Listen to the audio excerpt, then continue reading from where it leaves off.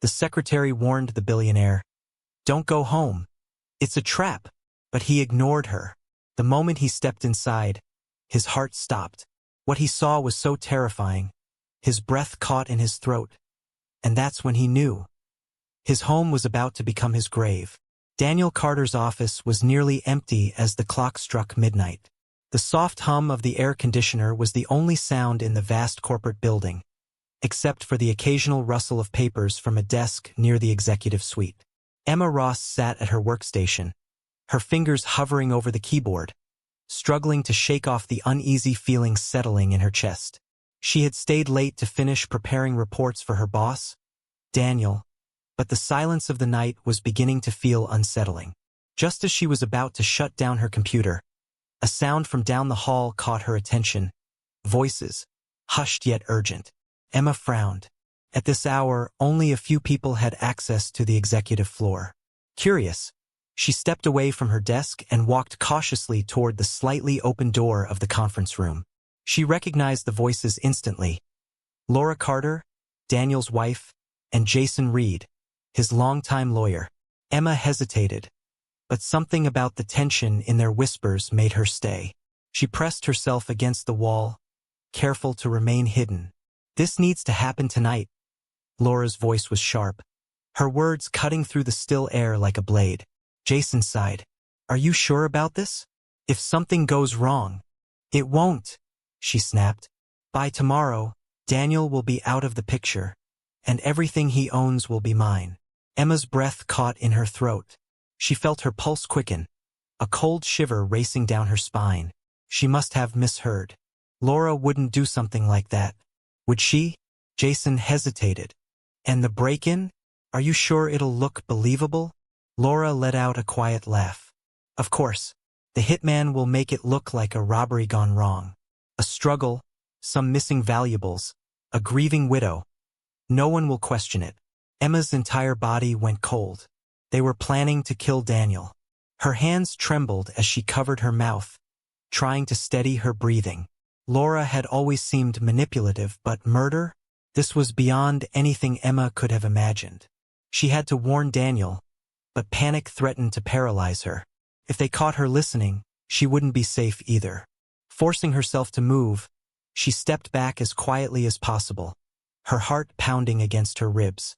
She needed proof, but what could she do? The conversation had been whispered, and she had no way of recording it. If she called the police now, they would ask for evidence, something concrete. Laura and Jason were powerful. Who would believe a secretary over them?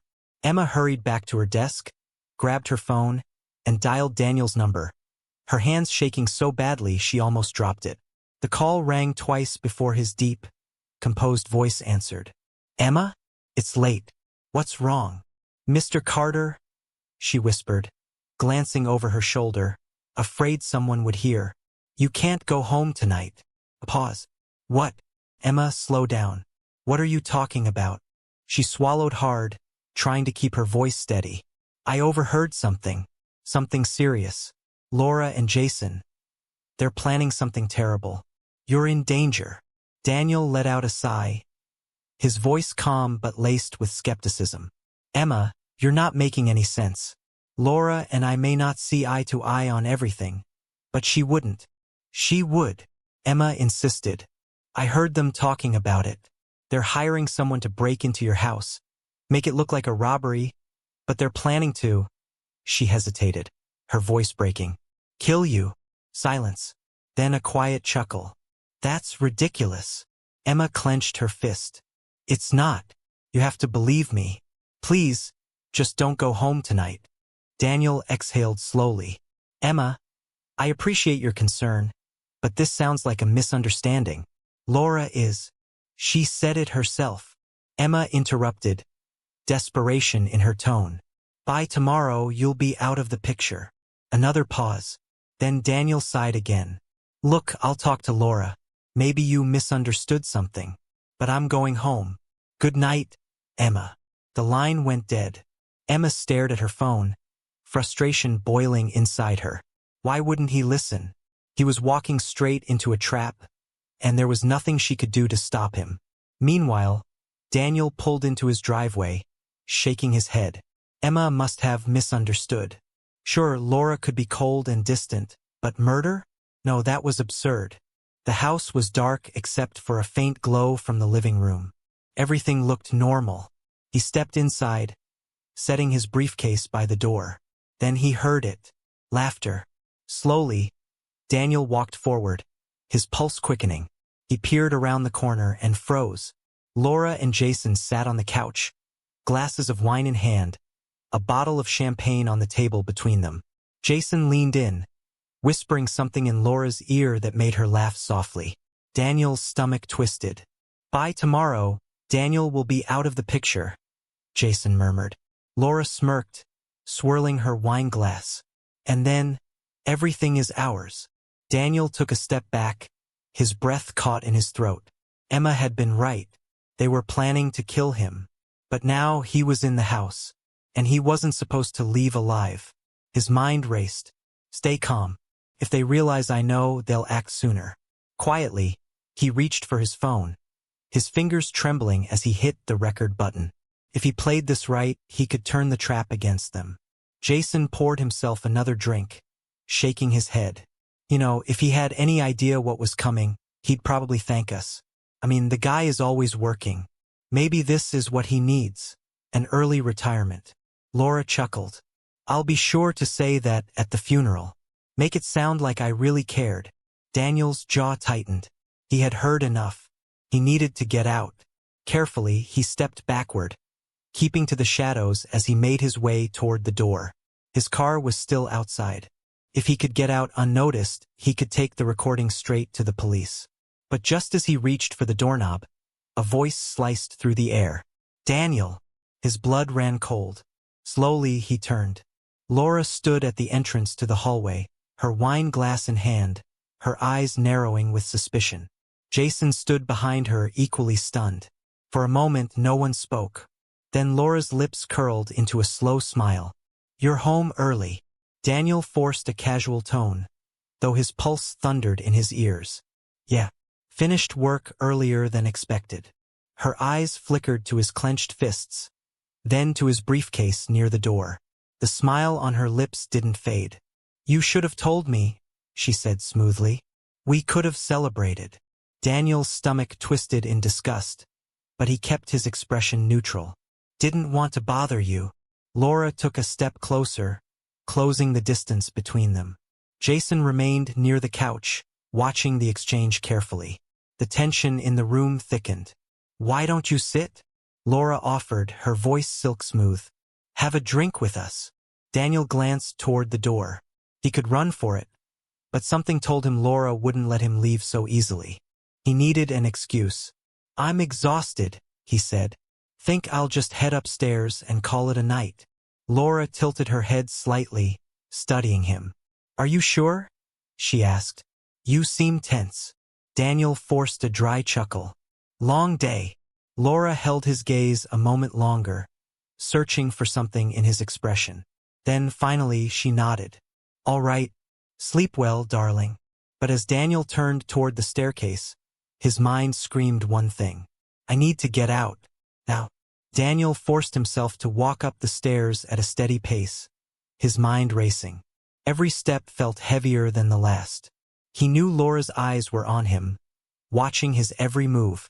He could feel it, the tension, the suspicion. If he made one wrong move, she would know something was off. He reached the top of the staircase and turned down the hall, forcing himself not to rush. Once inside his bedroom, he locked the door immediately and exhaled sharply, his hands shaking. His heart was pounding against his ribs as he pulled out his phone. The recording had caught everything. He played a few seconds back to be sure. Laura's voice, Jason's words, it was all there. This was proof. But he wasn't safe yet. The hitman was coming. Daniel moved quickly to the window. The house sat on a quiet street, surrounded by neatly trimmed hedges and a tall iron gate. His car was parked in the driveway, but he couldn't risk using it. Laura might have people watching. He needed a way out before it was too late. As he debated his options, his phone vibrated. The sudden noise made him flinch. He silenced it quickly and looked at the screen. Emma.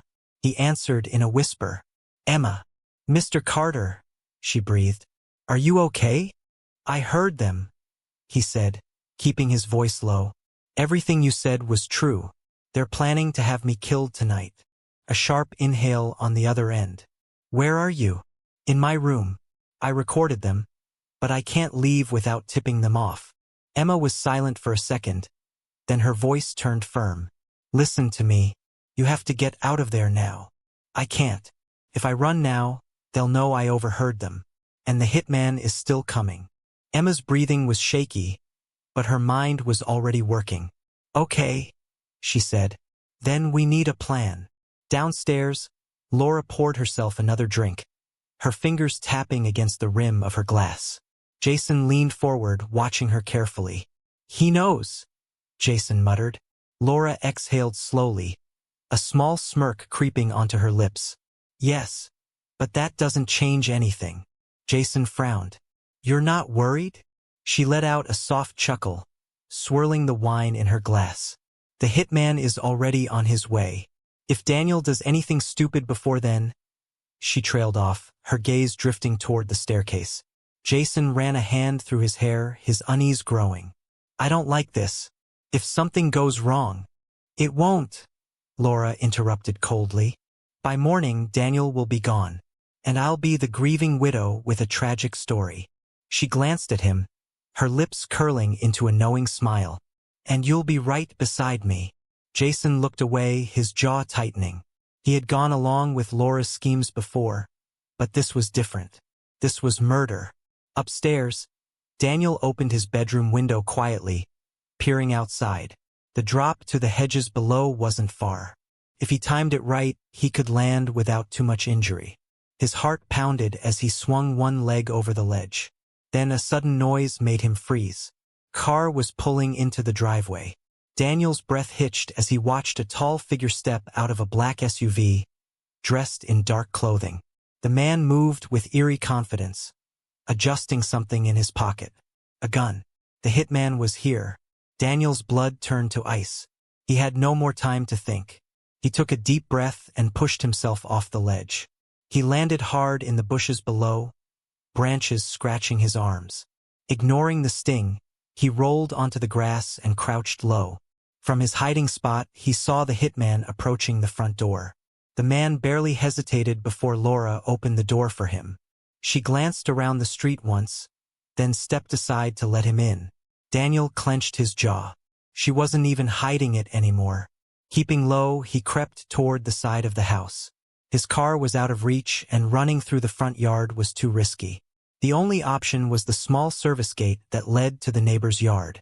His phone vibrated again. He silenced it immediately, his nerves on edge. Stealing one last glance at the house, he slipped through the gate, his body tense as he entered the dark alley behind the property. Every sound, every distant rustle, made his skin prickle with paranoia. He had never felt so vulnerable. He pulled out his phone and quickly dialed Emma back. She picked up instantly.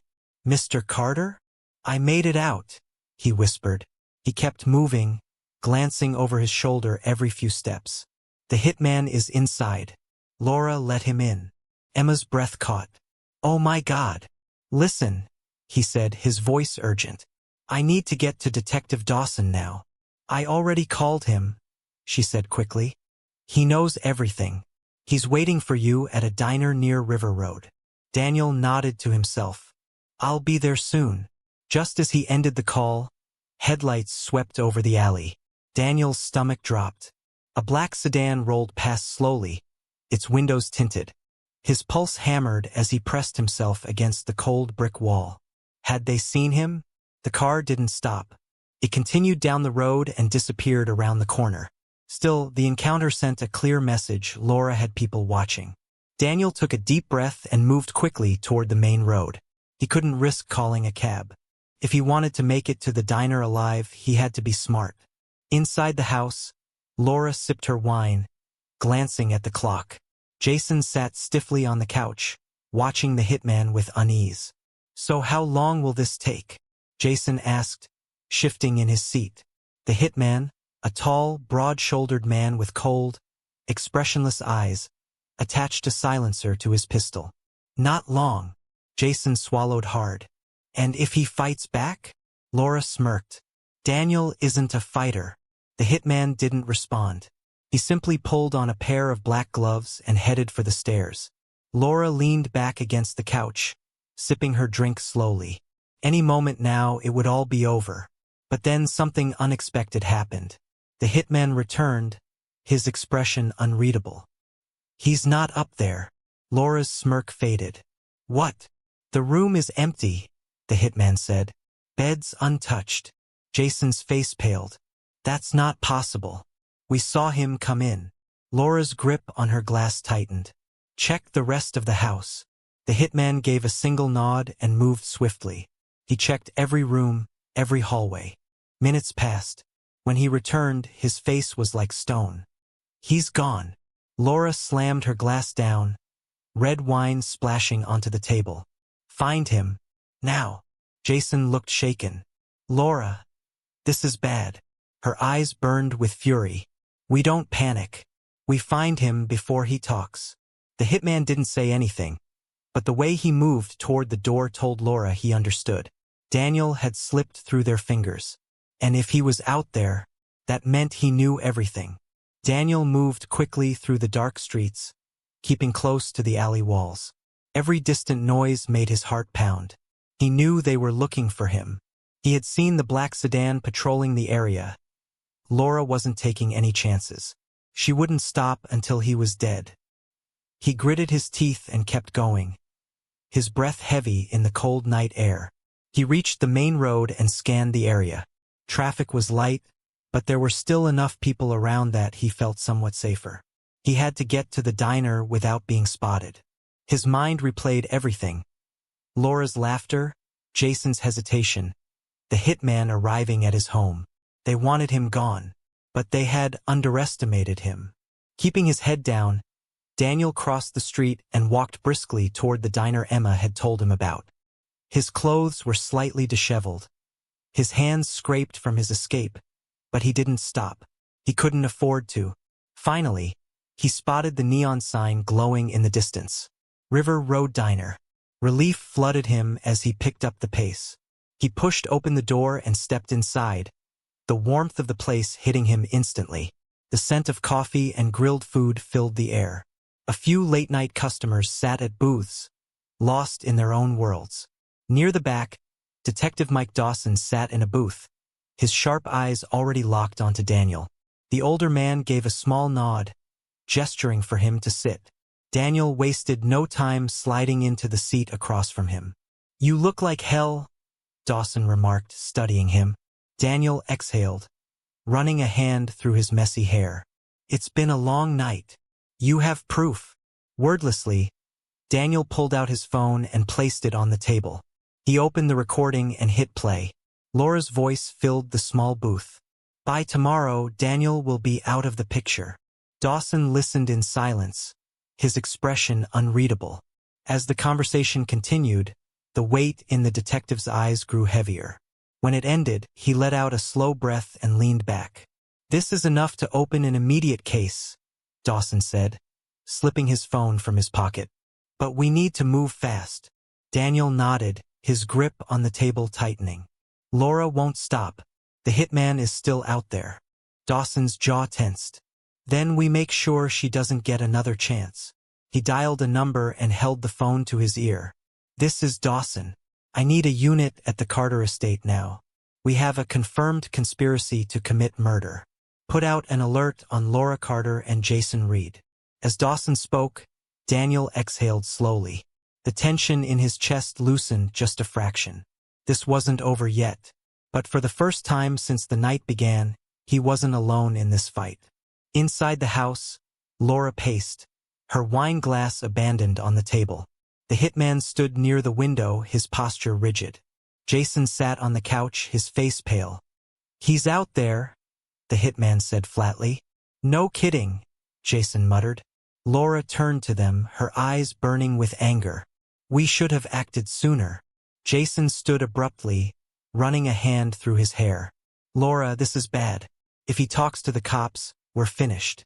Laura shot him a sharp look. Not if we find him first. Jason hesitated. He had followed Laura's lead for years, trusting her plans, believing in her control over every situation. But now the plan was falling apart. He could see it in the way she clenched her fists, in the way her usual confidence seemed forced. The hitman checked his watch. If he's gone, he's likely looking for help. He glanced at Laura. If I were him, I'd go to the police. Laura exhaled sharply, her mind racing. Then we intercept him before he does. Before they could decide on their next move, the distant sound of tires screeching against pavement made them freeze. Jason rushed to the window and peeked outside, his face drained of color. It's the cops. Laura's heart slammed against her ribs. No. A commanding voice boomed through a megaphone. This is the Chicago PD. Laura Carter and Jason Reed, we have a warrant for your arrest. Come out with your hands up. Panic ripped through Laura's chest. They couldn't have enough evidence. They couldn't. Then it hit her. Daniel. He must have recorded them. He must have gone to the police. Her hands trembled, but she masked it quickly. She turned to Jason, grabbing his arm. We still have options. Jason wrenched his arm away, his eyes wild. Are you insane? We're done, Laura. The hitman, realizing the job had turned into a lost cause, stepped back. I'm not going down with you two. Before either of them could stop him, he slipped out the back door into the darkness. Laura didn't have time to care. The sound of car doors slamming and approaching footsteps made her blood turn to ice. The house was surrounded. Jason looked at her, his chest rising and falling rapidly. We have to go. No, Laura whispered, her mind scrambling for a way out. We. The front door burst open. Officers stormed in, weapons raised. Hands in the air. Now. Jason threw his hands up instantly, his knees nearly buckling. But Laura? She stood her ground. Her lips curled into a cold smile as she locked eyes with Daniel as he walked in behind Detective Dawson. Well, she said smoothly, lifting her chin. I suppose congratulations are in order. Daniel didn't flinch. His eyes burned with contempt as he met her gaze. It's over, Laura. Her smirk didn't waver, but there was something else behind her eyes. Something bitter. She had played the game for years, but now she had lost. As an officer stepped forward to cuff her, she turned to Jason. I hope you don't crack under pressure. Jason barely glanced at her. He was already shaking. Daniel watched as they were led out of the house. Jason looking like a man who had just realized his entire life was crumbling, while Laura kept her head high, refusing to show weakness. The moment they were gone, Daniel let out a breath he hadn't realized he was holding. Dawson clapped a hand on his shoulder. You did the right thing. Daniel gave a slow nod. I know. Emma stood near the doorway, her eyes filled with relief. When Daniel's eyes met hers, she smiled softly. Told you I wasn't making it up. Daniel let out a small, tired chuckle. I owe you. She shook her head. You don't. But maybe next time. Don't ignore me. Daniel exhaled, the weight of the night finally beginning to lift. Deal. The trial moved quickly.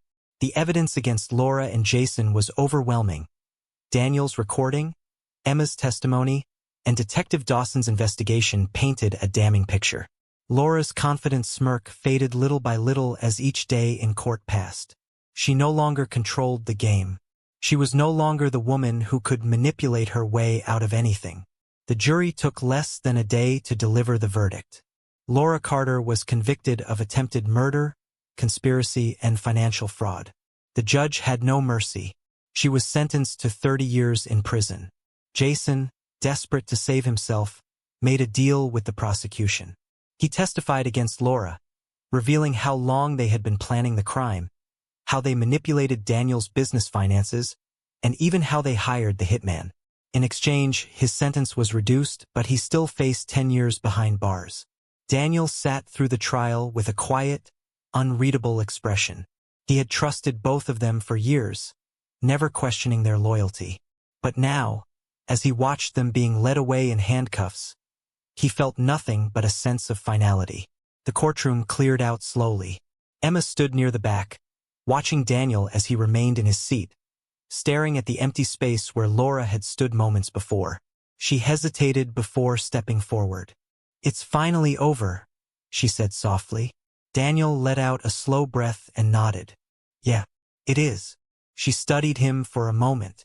"How do you feel?" He didn't answer right away. Instead, he glanced toward the doorway where the last few spectators were leaving. "Lighter," he admitted finally. "Like I can breathe again." Emma gave him a small smile. "That's good." They walked out of the courthouse together, stepping into the crisp afternoon air. The city buzzed around them, people going about their daily lives, unaware of the storm Daniel had just survived. He looked up at the sky, the weight that had clung to him for so long beginning to lift. Weeks passed, and life slowly returned to normal. Daniel had his legal team clean up the financial mess Laura and Jason had left behind, reclaiming his business from the damage they had tried to cause. The hitman was still out there, but Detective Dawson assured Daniel that authorities were tracking him down. For now, the danger was over. One evening, Daniel sat in his office, finishing up paperwork. He glanced at the empty desk outside his door, Emma's desk. She had put in her notice last week. She had saved his life. He had no doubt that if it weren't for her, he would be dead. And now she was leaving. Daniel had called her earlier that day asking to meet. She had agreed. Now, sitting across from him in a quiet cafe, she stirred her coffee absent-mindedly. The late afternoon sun streamed through the windows, casting a golden glow across the table. "So, you're really leaving?" Daniel asked, his tone light but curious. Emma smiled. "Yeah, I think it's time." He nodded, respecting her decision. "Where will you go?" She shrugged. "Somewhere new. Maybe start my own business. I don't know yet, but..." She paused, looking thoughtful. "For the first time, I feel like I have choices." Daniel studied her for a long moment, then reached into his pocket and slid something across the table. "A check." Emma's eyes widened. "Daniel, what?" "It's not charity," he said quickly. "You're entitled to some of the recovered money from my business. Consider it a fresh start." She hesitated, looking at him. "I don't know what to say." He smiled. "Just say you'll use it well." She glanced down at the check again, emotions swirling in her eyes. For years, she had worked tirelessly, fading into the background, living paycheck to paycheck. Now she had a chance to build something of her own. She met his gaze, determination settling in her expression. "I will." As she stepped outside, the city felt different. The weight of the past weeks had finally lifted. She had faced the worst and had come out stronger. For the first time in a long time, Emma wasn't afraid of what came next. She was ready for a new beginning.